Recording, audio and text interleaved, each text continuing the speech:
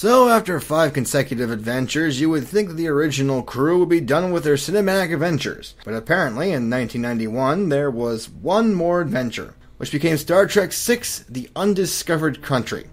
I'll admit, when I heard about this film, I wasn't sure what to think. I mean, when it came to the other entries, I at least knew what they were, but for the longest time, The Undiscovered Country was a mystery to me. I've never heard of this film, and I didn't hear a lot about it. And why? Well, my theory is because the film came out in 1991, many probably overlooked the film, seeing that Next Generation was the new talk of the town. So I'm guessing when the film came out, not many people took much interest. But in any case, this film was made because of the 25th anniversary for Star Trek. And when it did release in theaters, critics and moviegoers liked it. But how is the 6th installment of Star Trek? Well, I was really surprised with this film. The movie is the definition of underrated. So, what's this movie about? Well, the crew of the Enterprise are assigned to escort the Klingons to a peace treaty. However, things look bad when the Enterprise supposedly attacks a Klingon vessel, as well as killing the Klingon leader. With Kirk and McCoy arrested, the rest of the crew set off to clear their names while Kirk tries to escape the prisoner planet and try to restore the monumental peace treaty. So what is it that makes The Undiscovered Country so good? Well, it's just the way the movie plays out. Well, it's because it deals with certain themes that, while they have been present in other movies, they just really haven't brought it up anywhere. For me, what really sells the film is the theme of the future, or better yet, the undiscovered country. It deals with the issue of how people face the future, and it plays to both sides. Some people like to see what's next, while others hold on to the past and try to prevent change. I mean, this element is vivid in this film, and it's done perfectly. And when it comes to major themes, I think Undiscovered Country handles its elements the best. Another great part of the plot is the mystery. Not necessarily who's behind the attack, but how everything plays out.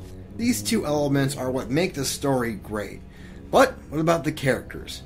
Well, I think they're handled pretty well. I think the film does a great job finishing up certain character arcs. And as always, the two prominent characters are Kirk and Spock.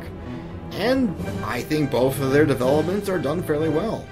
Despite that time has passed, Kirk is still dealing with the issues of losing his son to the Klingons, while Spock is looking for a new chapter in his life, only to be put in charge of the Enterprise in order to solve the mystery of the film.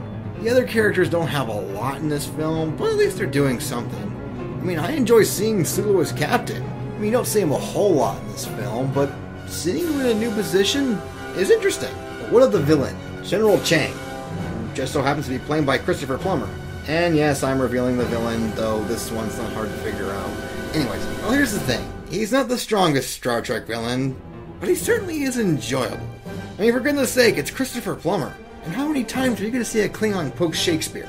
Granted, I think it could be argued that there are a few traits in Chang which are reminiscent to Khan, except changing Moby Dick with Shakespeare.